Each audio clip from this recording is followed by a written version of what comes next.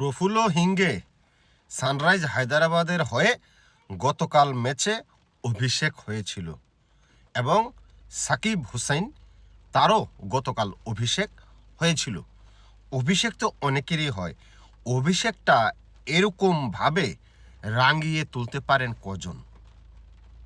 খুবই কম মানুষ, এবং এটা একটা আইপিএলের রেকর্ড সৃষ্টি করেছে গতকাল।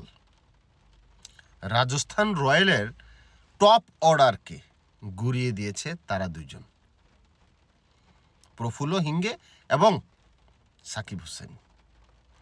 অসাধারণ বল তো করেছে, কিন্তু যেই কথাটা আজকে বলতে চাই, ম্যাচ শেষে প্রফুল্ল হিঙ্গে যখন ম্যান অফ দ্য ম্যাচের পুরস্কার নিতে এসেছিলেন, তখন তাকে উপস্থাপক প্রশ্ন করেছিলেন যে এটা তো নিশ্চয়ই আপনার একটা ড্রিম, একটা স্বপ্ন, আপনি কি কখনো স্বপ্নে কখনো কল্পনায় ভেবেছিলেন যে আজকের এই পারফরমেন্স করবেন?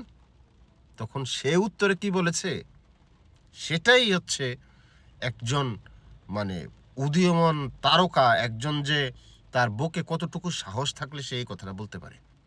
তার উত্তরে সে বলেছে, হ্যাঁ, এটা আমি ভেবেছিলাম। আমরা সাধারণত সবাই বলবে কি, কই না আসলে আজকের পারফরমেন্সটা আমি নিজেও ভাবিনি এত ভালো করছি। সে বলছে না, এটা আমার কাঙ্ক্ষিত পারফরমেন্স, আমি এটা ভেবেই বড় হয়েছি যে প্রথম ম্যাচেই আমি একেবারে উড়িয়ে দিব।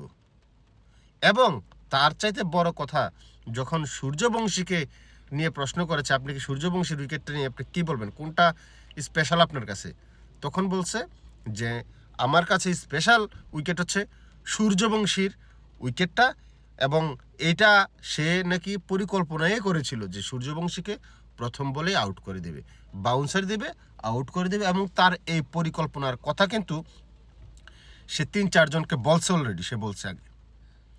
সে 3-4 জনকে আগেই বলছিল খেলার আগে যে সূর্যবংশীকে আমি প্রথম বলে আউট করতে চাই এবং সূর্যবংশীকে বাউন্স দিয়ে আউট করতে চাই। তার মানে কি বুঝলেন? সে এরকমভাবে আসলো আর মানে ঝড়ে বক মরে গেল, এই টাইপের প্লেয়ার সে না।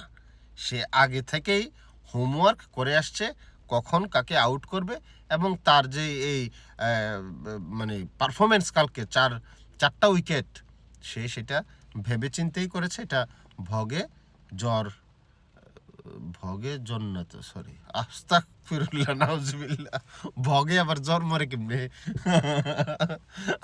সংসারে মন নাই ভাই, শরীরে জুট নেই, তেমন ফয়দা আছে। ভগে জগ না, ঝরে না, ঝরে বক মরে নাই। এনে সংসারে মন নাই, শরীরে জুট নেই, দেওয়া নয়া ফয়দা আছে। দেশের বাইরে যাইতে হবে, যাই আম কাঁঠাল খাইতে হবে।